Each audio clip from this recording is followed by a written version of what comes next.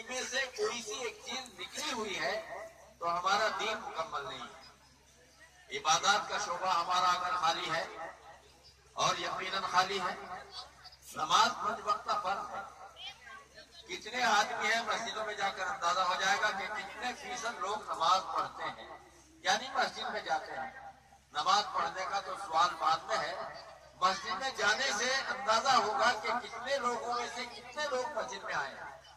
محلے میں اگر 100 بالغ ہیں تو مشکل سے 25 آدمی مسجد میں ملتے ہیں، اور بعض جگہ تو اس سے بھی کم 10 آدمی ہی مسجد میں ملتے ہیں۔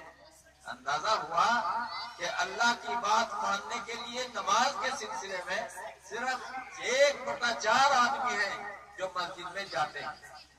وہاں جانے کے بعد نماز جو پڑھتے ہیں وہ نماز ہماری کیسی نماز ہے؟ ہماری ایسی نماز ہے کہ نماز میں کھڑے ہو کر ہم نے اپنی دکان کا حساب، اپنی کھیتی باڑی کا حساب، اپنے نوکر چاکروں کا حساب، اور نہ معلوم کہاں کہاں کے خیالات ہماری نماز میں آتے ہیں۔ یہ ہماری نماز کا حال ہے، جبکہ جناب رسول اللہ صلی اللہ علیہ وسلم کا ارشاد ہے ان تعبد اللہ کانک تراہ فإن لم تکن تراہ فإنہ یراک۔ اللہ کی عبادت کیسی کرنی ہے؟ ایسی عبادت اللہ کی کرنی ہے کہ تم عبادت کرتے ہوئے ایسی عبادت کرو جیسے تم اللہ کو دیکھ رہے ہو، کأنک تراہ۔ ایسا تصور باندھ کر کھڑے ہو نماز میں کہ ہم اللہ کو دیکھ رہے ہیں۔ ایمانداری سے بتاؤ، اتنا بڑا ملکہ بیٹھا ہے جس میں بھی شامل ہوں، کہ اس حیثیت کی نماز ہم میں سے کتنے لوگ پڑھتے ہیں؟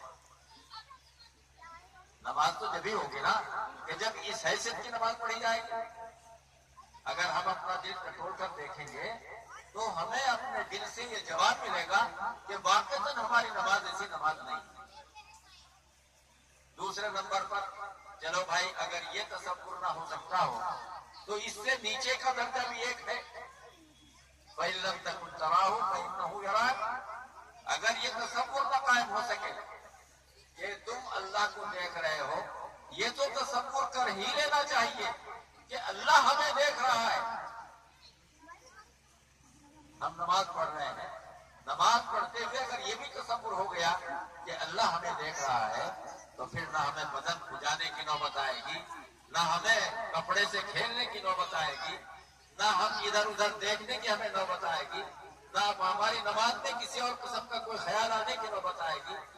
صرف اور صرف اللہ کی رضا کے لیے وہ نماز پڑھنے والے ہم بنیں۔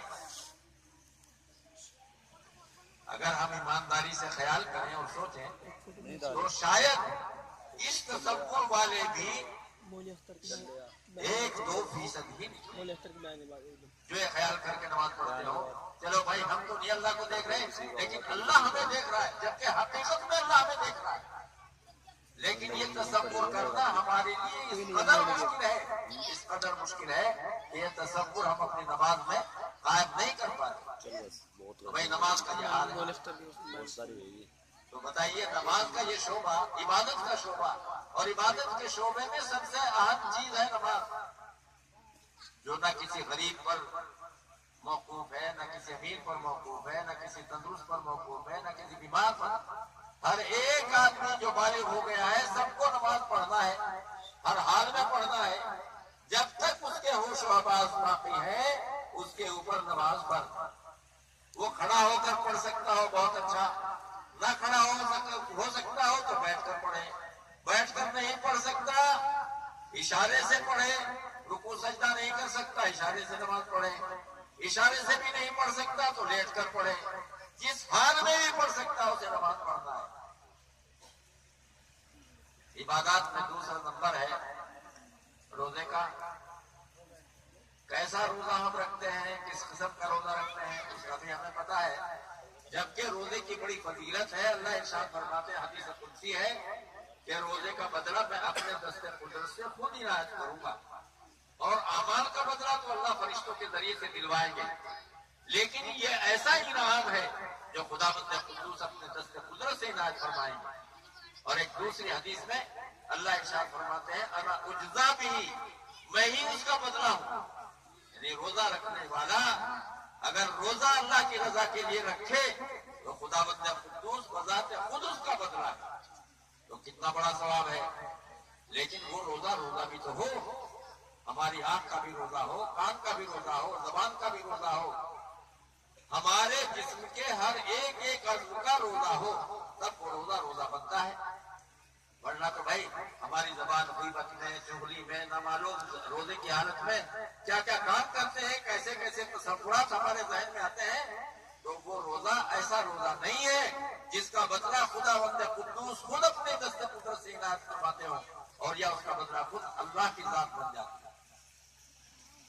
اور حال بھی ایسا ہی زکوٰۃ کا معاملہ ہے، وہاں تو بہت ہی مشکل معاملہ ہے، اسے تو دیتے ہوئے پیسہ آتے ہوئے تو بہت اچھا لگتا ہے، اور جب دینا پڑے تو سوچنا پڑتا ہے کہ اس میں سے 40واں حصہ نکالوں نہ نکالوں۔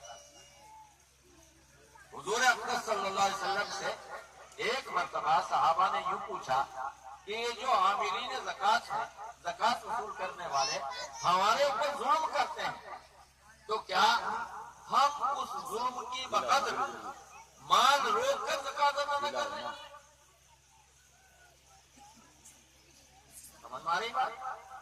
حضرات صحابہ نے یہ بات پوچھی جناب رسول اللہ صلی اللہ علیہ وسلم سے کہ جو زکوٰۃ وصول کرنے والے لوگ ہیں وہ ہمارے اوپر ظلم کرتے ہیں۔ دیکھیے زکوٰۃ دینے والی کون جماعت ہے؟ حضرات صحابہ کرام رضوان اللہ تعالیٰ علیہم اجمعین کی جماعت ہے۔